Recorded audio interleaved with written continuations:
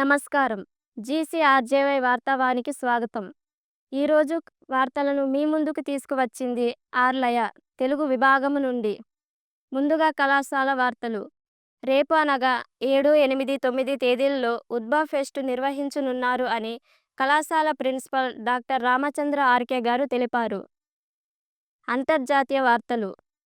America ప్రత్యేక దళాల దాడిలో పట్టుబడిన వెనిజులా మాజీ అధ్యక్షుడు నికోలస్ మదురో న్యూయార్క్ ఫెడరల్ కోర్టులో హాజరయ్యారు.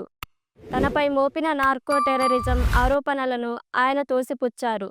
వెనిజులా చమురు రంగాన్ని అమెరికా నియంత్రిస్తుందని, అక్కడ మౌలిక సదుపాయాల పునర్నిర్మాణానికి 18 నెలలు సమయం పడుతుందని డొనాల్డ్ ట్రంప్ ప్రకటించారు. జాతీయ వార్తలు.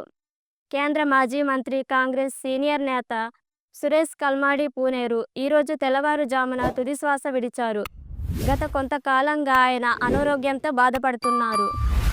భారతదేశపు మొట్టమొదటి సౌర machine Aditya L1 Lagrange point చేరుకుని నేటికి 2 ఏళ్లు పూర్తయిన సందర్భంగా ఇస్రో శాస్త్రవేత్తల నుంచి కొత్త ప్రతిపాదనలను ఆహ్వానించింది. రాష్ట్ర వార్తలు. ఆంధ్రప్రదేశ్ అసెంబ్లీ శీతాకాల సమావేశాల నిర్వహణపై సందిగ్ధత కొనసాగుతుంది. నిబంధనల ప్రకారం జనవరి 25 లోపు సభ జరగాల్సి ఉన్న ప్రభుత్వం నుంచి ఇంకా అధికారిక ప్రకటన వెలువడలేదు. స్థానిక సంస్థలు ఎన్నికలకు సంబంధించి బీసీ గణన కమిషన్ వివరాలను అందజేయాలని ఆంధ్రప్రదేశ్ హైకోర్టు ఆదేశించింది.